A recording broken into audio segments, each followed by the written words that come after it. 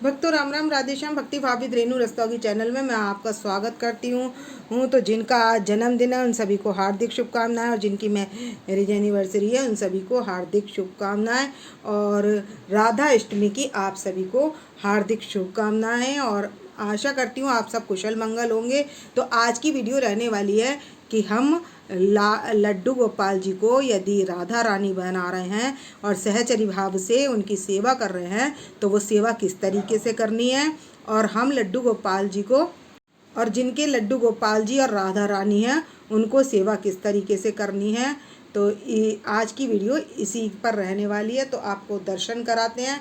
पहले हम अपने लाली और लाला को उठाते हैं, और उठाने के बाद उनकी करते हैं इत्र से मसाज।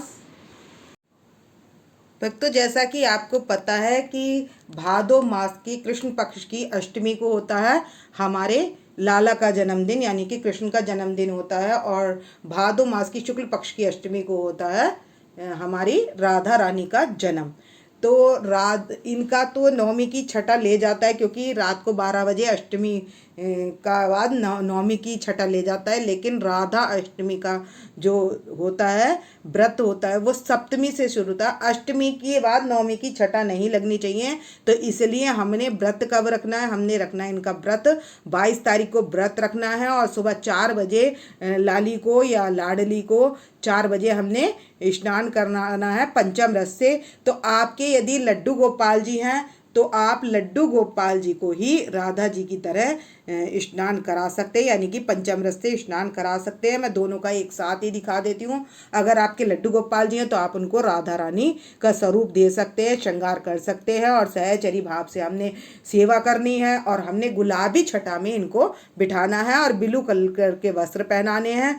तो इस तरीके से करनी है सेवा। तो हम सुबह ब्रह्म मुहूर्त में 4 बजे उठा लेंगे, और 4 बजे उठाने के बाद इनको क्या करेंगे, हरिदास कुंज बिहारी श्यामा प्यारी श्यामा की जय, इस तरीके से हम नाम लेकर और इनको उठा लेंगे। और उठाने के बाद इनको आचमन कराएंगे। आचमन कराने के बाद इस तरीके से हम कर लेंगे तैयार पंचम रथ के लिए। तो पंचम रथ से ही अभिषेक होता है। तो आप यदि लड्डू गोपाल जी को राधा रानी का स्वरूप देने जा रहे हैं तो उन्हीं को ही आप पंचामृत से स्नान कराइए, अभिषेक कराइए। और उसके बाद पंचामृत से स्नान कराने के बाद हमने कराना है यमुना जल से स्नान, और उसके बाद कराना है गुलाब जल से स्नान, और उसके बाद हम कराते हैं स्वच्छ जल से स्नान। तब इनका क्या होगा, ये अभिषेक पूरा होगा।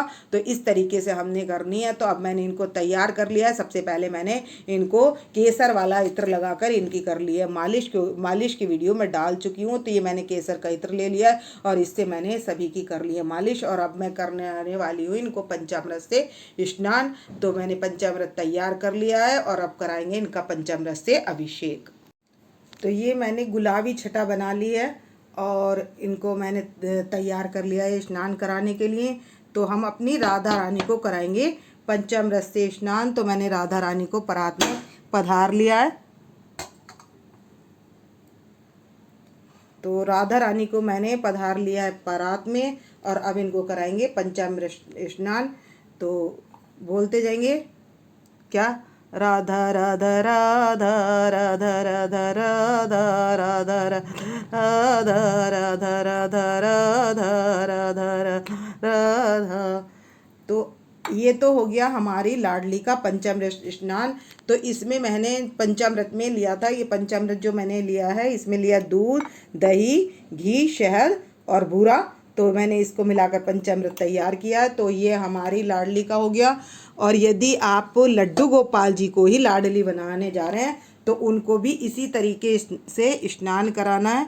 तो मैंने यहाँ पर अपने लड्डू गोपाल जी को पधार दिया है। तो उनको भी राधा राधा राधा राधा राधा राधा राधा राधा राधा राधा राधा। तो हम राधा राधा कहकर इनको करा लेंगे स्नान। तो इसी तरीके से ये छोटे लाला हैं तो इनको भी मैं स्नान करा लूँगी इसी तरीके से। तो और भक्तों हमने क्या करना है, हमने सबसे ज़्यादा नाम अपने किसका लेना है, कृष्ण का लेना है, क्योंकि कृष्ण से उद्गम है, मतलब कृष्ण से ही ये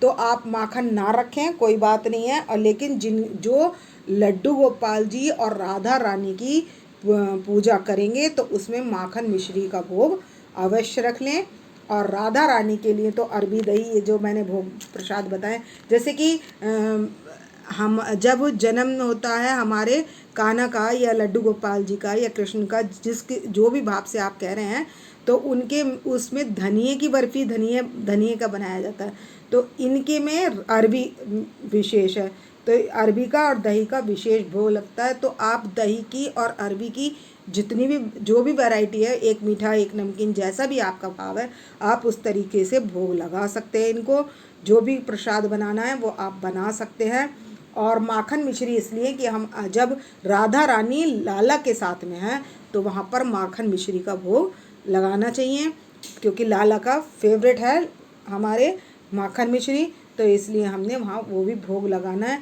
तो वीडियो काफ़ी लंबी हो जाएगी, तो इसलिए मैंने अब कुछ करके नहीं दिखाया है, तो इसलिए मैंने अब इसमें बता ही दिया है। वैसे ये वीडियो पूरी इनके स्नान की है, और स्नान के बाद इसमें होता क्या है राधा अष्टमी पर, वो इस तरीके से है। तो इस वीडियो का करूँगी वक्त तो मैं यहीं पर एंड। यदि आपको मेरी वीडियो पसंद आए तो प्लीज़ लाइक करें, सब्सक्राइब करें और शेयर करना ना भूलें। तो भक्तों राम राम, राधे श्याम। और आप अपनी हाज़िरी कमेंट बॉक्स में लगा सकते हैं। तो भक्तों राम राम, राधे श्याम। तो भक्तों अब हमने कर लिया सभी को तैयार, और ये हमारे छोटे लाला हैं, तो देख सकते हैं इनकी आंखें बिल्कुल साफ़ दिखाई दे रही हैं अंदर से, और ये बड़े खुश हो रहे हैं छोटे लाला। अभी इनका मन करेगा तो फटाफट चश्मा गिरा देंगे। तो काफ़ी सुंदर लग रहे हैं।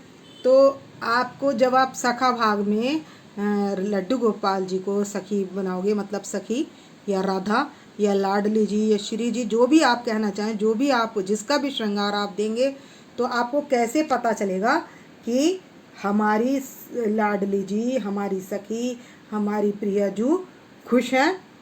तो अगर आपका मन इनको देखकर हर्षने लगे, श्रृंगार करने के बाद यदि आपका मन इनको देखने के बाद हर्षने लगे, कुछ उत्साह सा, कुछ प्रसन्नता सी आपको नज़र आए, तो आप समझ लेना कि आपकी लाडली जी आपसे खुश हैं। ये भाव आपको स्वयं पता चल जाएगा जब आप इनकी सखा भाव से या जो सेवा करेंगे, जो इनको तैयार करेंगे, तो आपको इस भाव का पता अपने आप लग जाएगा। और अब हमारी लाडली जी और कृष्ण और हमारे कन्हैया जी सब रेडी हो चुके हैं। तो अब मैं क्या करूँगी, इनके लगा देंगे इत्र। तो मैं इत्र लगा दूँगी सभी के, राधा रानी के, अपने लाला के और कन्हैया के, सभी के मैं लगा दूँगी इत्र। तो ये है केसर का इत्र है ये, तो मैंने लगा दिया है केसर का इत्र।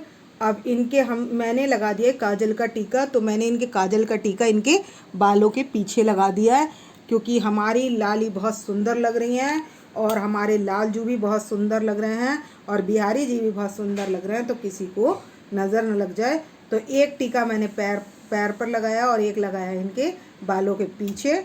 और अब मैं इनको दिखाऊंगी दर्पण। छोटे लड्डू गोपाल जी के और लाला के दर्शन कर लीजिए, मैं मिरर को घुमा दूंगी, और आप लाडली जी के और कन्हैया जी के इस तरीके से सभी दर्शन कर लीजिए।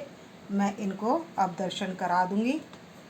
तो इन्होंने दर्पण में दर्शन कर लिए हैं, और आप कर लीजिए इनके सामने से दर्शन सभी के।